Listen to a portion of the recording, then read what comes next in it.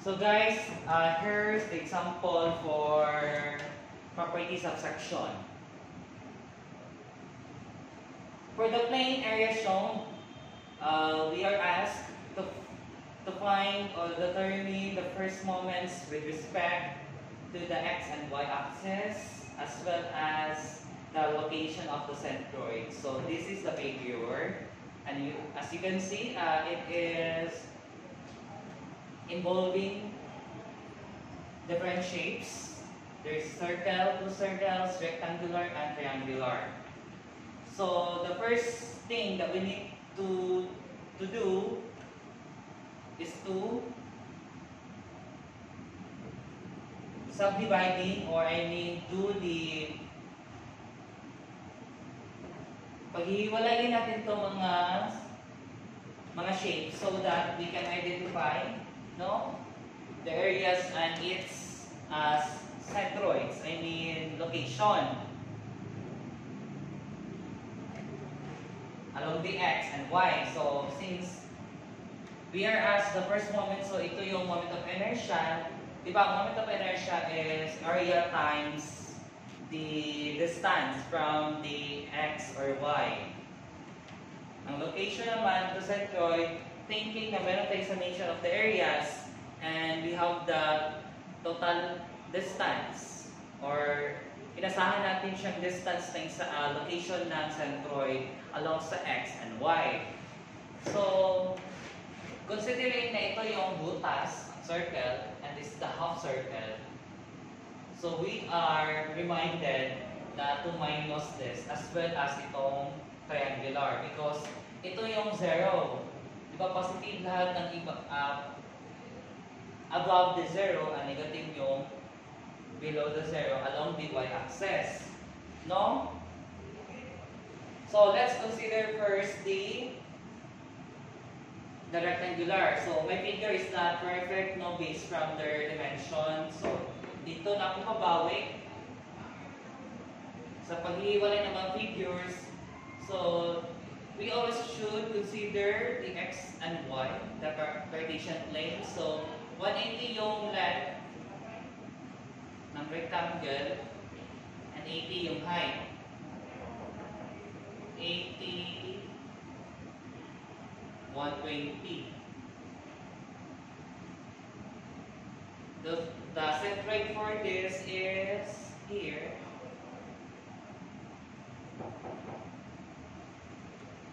So 1/2 ng 120 60, and ang 80 is 40.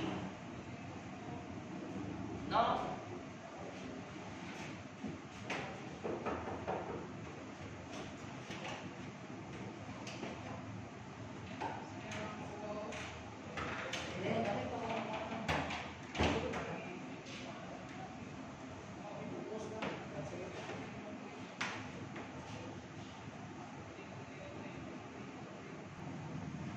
So let's continue, no? Again, para ma-solve natin total area and total location, so that meron tayong first moments and figure na ito as well as location ng centroid dito. So let's consider ang specific centroid ng bawat shapes involved sa figure. So this is not a perfect na one shape lang. It involves different shapes, as well as it is composite figures na pina-involve tayo ng moment of area as well as ng first topic mga centroids of flat plates. So ganun ang eksena dito. So thinking na itong rectangular ito, so neglecting the circle first, so buo ang semicircle as well as triangle. So the only one na i-minus natin itong butas ng circle for the whole circle, which is having 40 mm radius and yung semicircle is 60 mm. So sa nakikita nyo, no, meron tayong ibang shapes, diba, as I said, so that para ma-plot natin yung mga involved shapes. So first, consider yung rectangular. Second is yung triangular na below sa 0 or x-axis. Or below 0 along the y-axis. So plus ito. So again, considering the Cartesian plane x and y. So ito ay 60 mm. Ang centroid ng triangle is dito first is 1/3 and 2/3. No? 1/3 from the side and 2/3 from the vertex. As well as dito. So 1/3, 1/3, 2/3.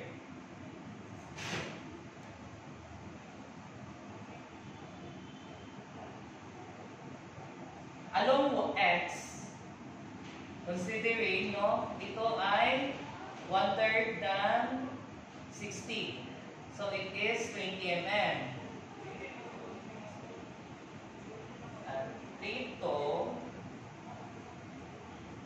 is 1/3 na 120. 1/3 ng 120 is 40 mm. So ito yung mga centroid, distances.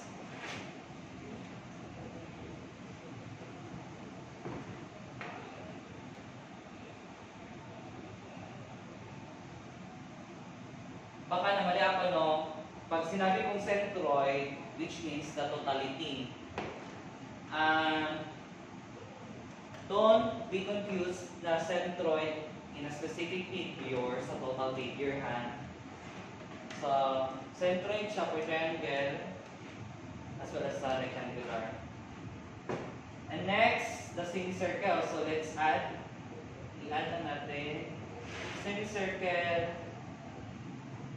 Then yan. This is not perfect circle, no? Radius niya is 60 and 120 yung diameter, right? Again, do not forget na consider yung Cartesian plane. So 0, x, y. So from region 82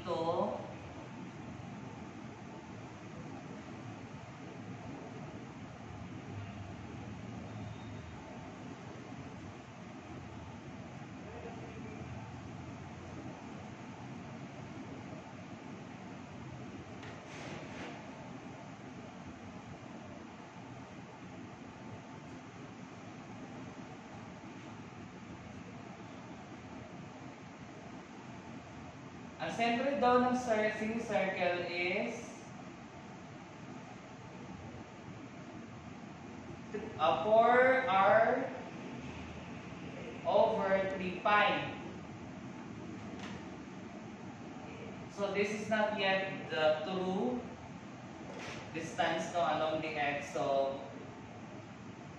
4 times 60 over 3 pi is 25.46. So therefore, from here, sa x-axis is ganyan.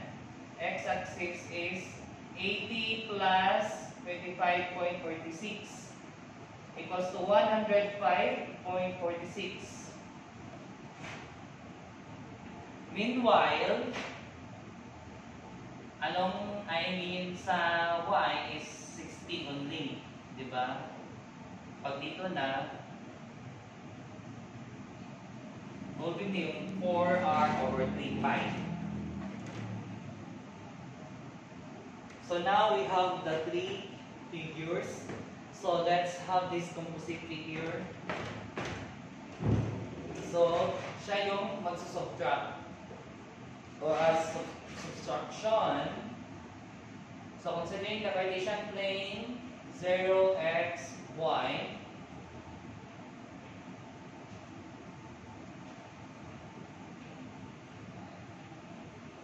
This is a circle. Along sa x or from x is 80 siya, di ba? And center siya ng 120, so 60. No? Tama ba?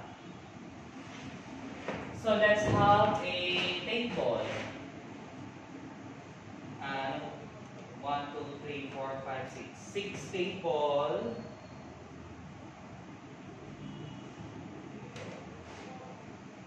I mean 6 columns.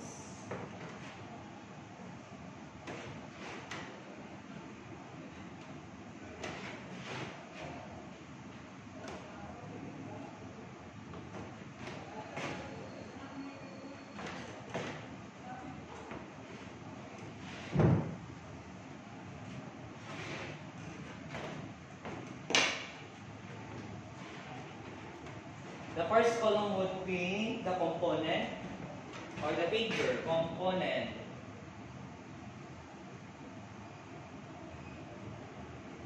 See rectangle. No, rectangle. Second is si triangle.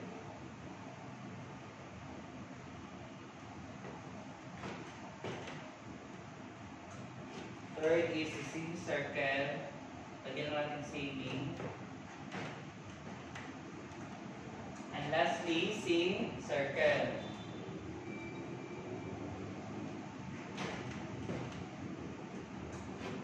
And let's have the space for the summation or total.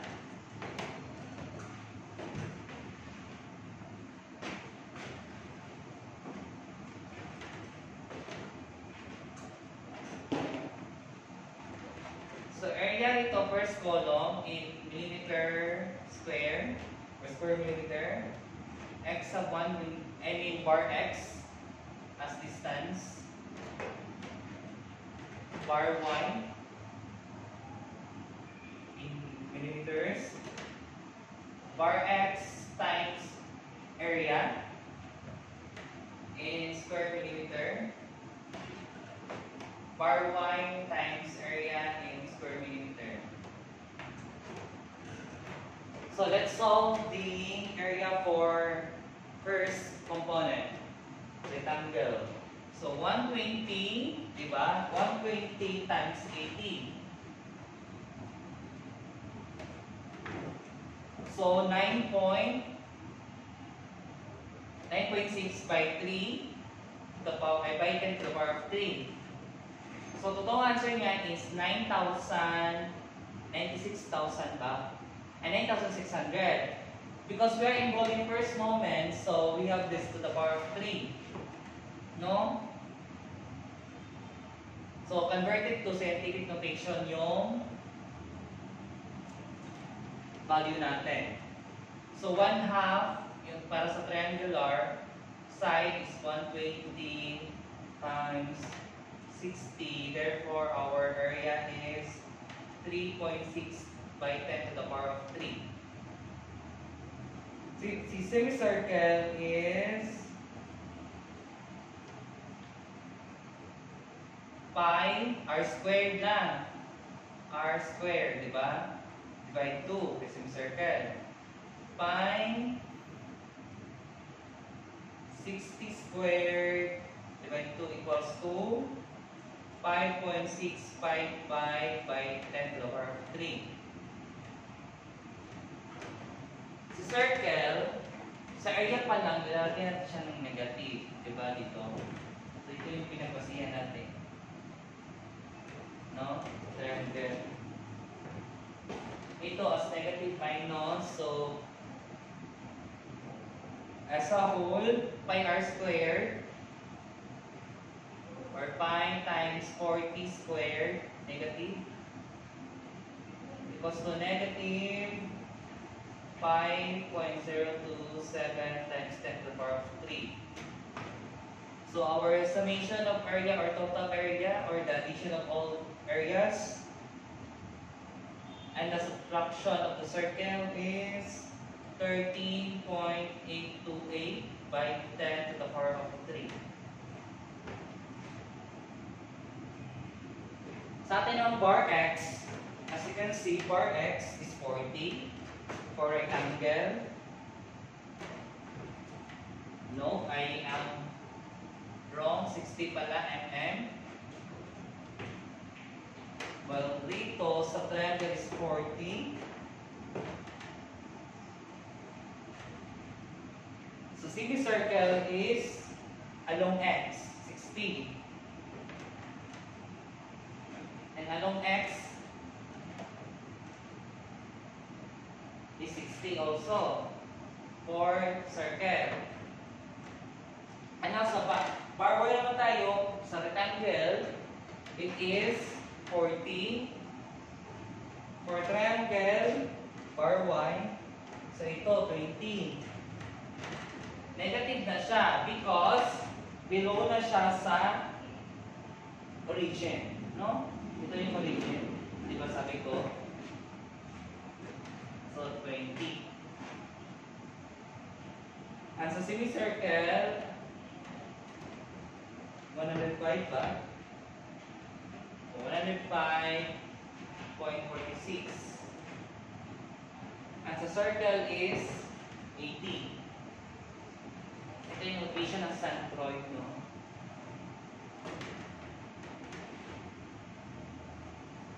In specific figures, si bar x, bar y. And now let's multiply the values of bar x and y to area. So 60 times 10.60 is 5, 7. Again, no? Bar x times area, 576 times 10 to the power of 3. 40 times negative 20 is positive. I mean wrong. 40 times 3.6 is 144 by 10 to the power of 3. 60 times 5.655 is 339.3 by 10 to the power of 3. 60 times 5.027 is negative. Negative to no? Negative 301.62 by 10 to the power of 0. So we have the summation for this. Summation of all x bar x times a equals to 757.7 by 10 to the power of 3. So, by the way, to be able to get this scientific notation of a certain value, just click D in your calculator, no? Diba na meron yung equals 120 times 80. So, 9,600. As you can see, alongside sa equal sign, meron yung by 10. So, yan ang scientific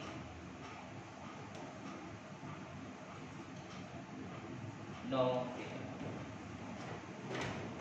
When you're inputting, ganon. Pero from values, as you can see, type EN yata. I mean, press the EN button so that it would be converted to scientific notation. EN. EL, ganon.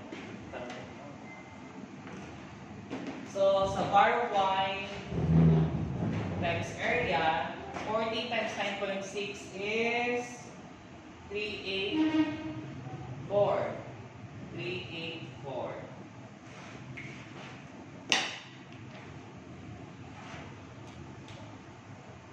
By 10 to the power of 3. Negative 20 times 3.6 is negative 72 by 10 to the power of 3. 105.46 times 5.655 is 596.40 times 10 to the power of 3. 80 times negative 5.027 is negative 402.2 times 10 to the power of 3. So the summation of bar y times a equals to positive 6.2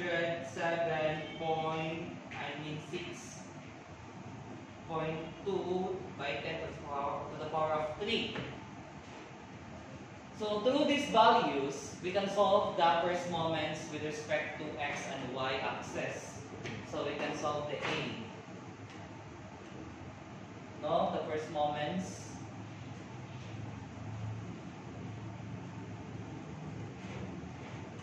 The first moments of the area. So in Q sub x, so let's assume or just input or label the first moment along x as Q. Therefore, summation of bar y times A or area.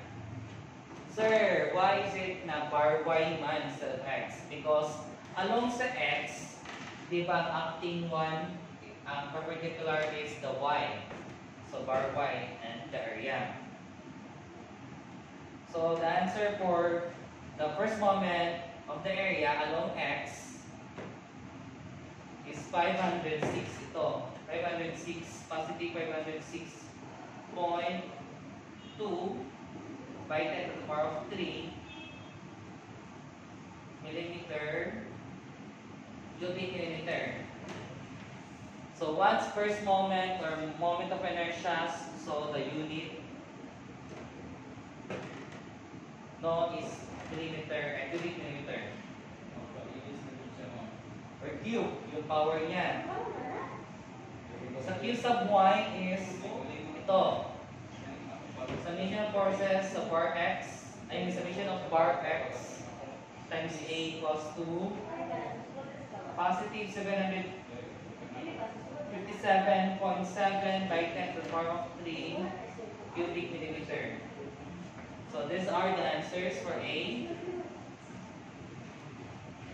And sa B, the centroids, no? So location of centroid.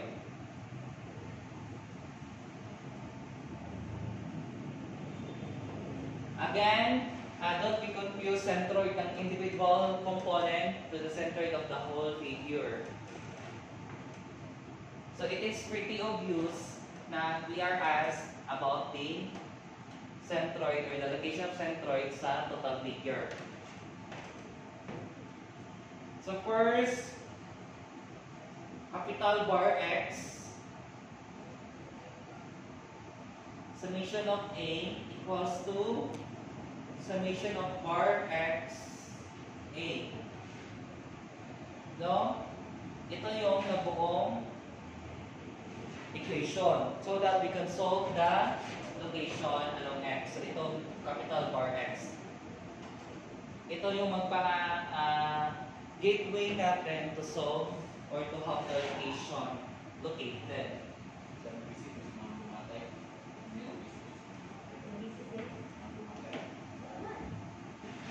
Since meron namang value sa area and ito bar X, therefore capital bar X times 13.828 by 10 to the power of 3 equals to ito 757.7 by 10 to the power of 3. Itong area is square millimeter. Ito naman isa is square millimeter.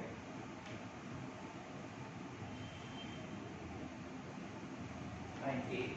Square and cubic millimeter, no?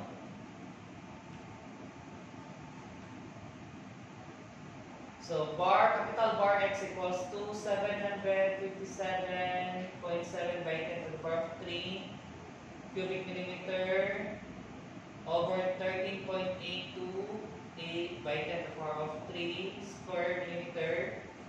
So cancel out yung square 3, meron naman tayong millimeter that raised to 1. So bar capital X equals to 54.8 millimeter. So this is one of the answers for location of centroid. And now, let's proceed for y. Capital bar y,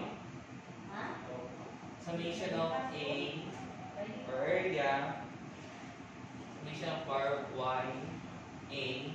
Therefore, capital bar y times 13.828 by 10 to the power of 3 equals to ito 506.2 by 10 to the power of 3 cubic millimeter.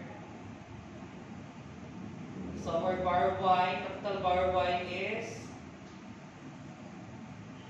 506.2 by 10 to the power of 3 cubic millimeter divided by 13.828 by 10 to the power of 3 square millimeter.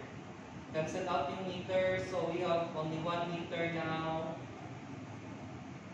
So bar capital Y equals to 36.6 millimeters. So we have now the location of the centroid. So let's redraw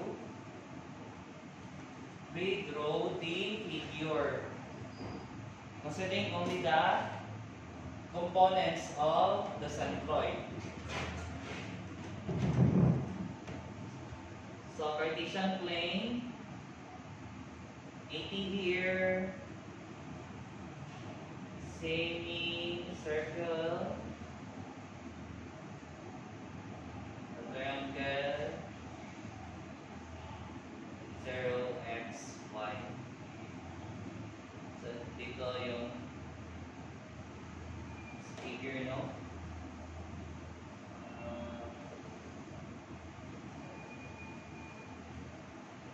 So along x, so our bar x would be 54. So 80 dito. So our centroid is here. And x 60 sa gitna, so 54 nandito. And 36, so 40 gitna, ito yung centroid, let's see G. So this is the bar X. And ito yung bar Y. So this is the location of the centroid.